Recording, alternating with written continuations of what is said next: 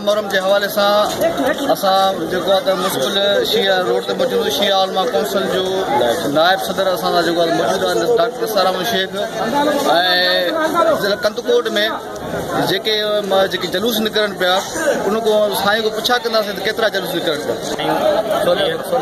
जीअं त अॼु जो ॾींहुं 10 मुहर्रम इमाम हुसैन अलैहिस्सलाम जी लाज़वार कुर्बानी जो ॾींहुं आहे। इन ॾींहं ते अज़ीम कुर्बानी इमाम हुसैन अलैहिस्सलाम ॾेई करे इहो दर्स ॾिनो आहे पूरे आलम इस्लाम ऐं पूरे मुस्लमाननि खे त पाण में ॿधी ऐं कुर्बानी ॾेई करे दीन इस्लाम ते कुर्बान थियो।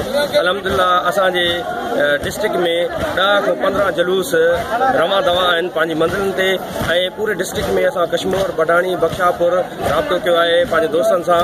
उन में अल्हम्दुलिल्लाह सिक्योरिटी जा इंतज़ामात SSP तरफ़ां कर्नल आमिर तरफ़ां ऐं DC कश्मीर तरफ़ां चेयरमैन तरफ़ां CMO तरफ़ां अल्हम्दुलिल्लाह तमामु बहितरीन अंदाज़ में सिक्योरिटी इंतज़ामात ऐं सफ़ाई फायर ब्रिगेड हेल्थ DHO जे तरफ़ां MS जे तरफ़ां जेके एम्बुलेंस सां सभु कुझु असां वटि अल्हम्दुलिल्लाह मुयसर आहिनि। सुबुह सां सवेर जेके असां 2 जलूस कढिया वियासीं ग़रीबाबाद खां ऐं गोलीमार खां उन महिल असांखे बडाणी बख्शापुर में भी मौसूल थियूं ख़बरूं दोस्तनि असांखे ॿुधायो त उन महिल एतिरा सिक्योरिटी जा इंतज़ामात बहितर न हुया।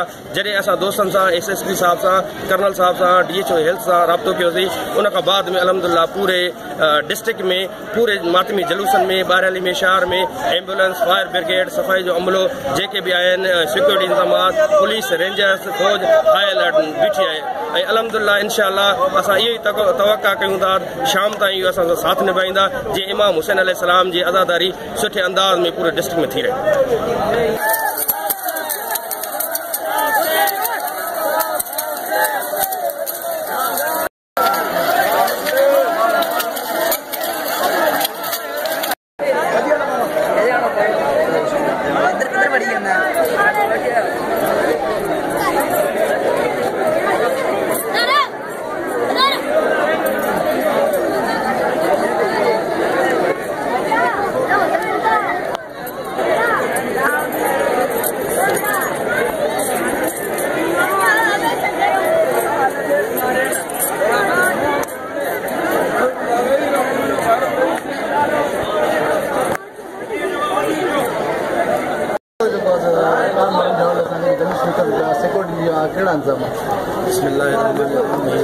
दरगाह जुमन शाह जो जलूस पंहिंजे मंज़िल की तरफ रवां दवा है। तकरीबन 27 जलूस पूरे ज़िले में बरामद थी चुका है रूप से रवां दवा है। सिक्योरिटी के हवाले से पुलिस जा एहलकार भी आहिनि रेंजर जा जवान भी हैं उनसां गॾोगॾु असांजो मजलिस वहदत मुस्लिमीन जा वहदत इस्लामी जा जवान भी पंहिंजी ड्यूटी सर अंजाम ॾेई रहिया आहिनि। हाणे भी जलूस पंहिंजे मंज़िल की तरफ रवां दवा है।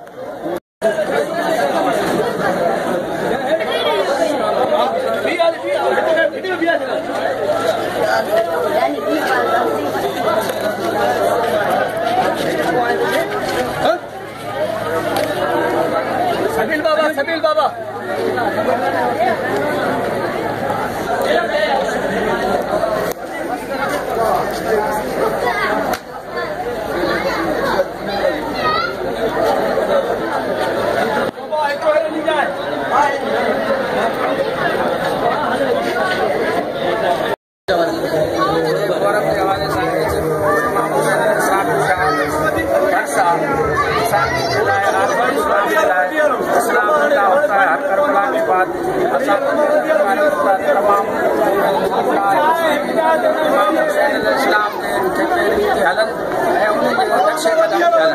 इंशाअल्लाह ताला असां तफ़रीक़ के बाद काफ़ी परे आहियूं। इमाम हुसैन अलैहिस्सलाम जे लाइ कुर्बानी पंहिंजी जान जो नज़र इसके पंहिंजे ख़ानदान खे कुर्बानी आलम इस्लाम खे ज़िंदा करण लाइ इन लाइ शहरनि जो इस्लाम ज़िंदा होता है हर करबला के बाद।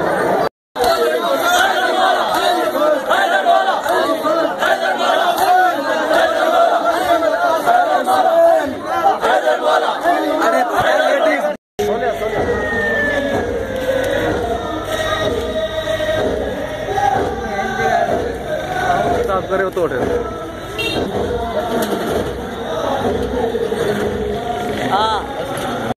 जो 10 मुहर्रम के हवाले से शिया उलमा कौंसिल इंतजामिया जो गाली बुझूं उन इंशाअल्लाह पूरे कंदकोट जो जेके भी गिटियूं रस्ता पूरा मुकम्मल सील आहिनि इंशाअल्लाह अमन अमान सां शाम जो इस्लाम पजीर थींदो।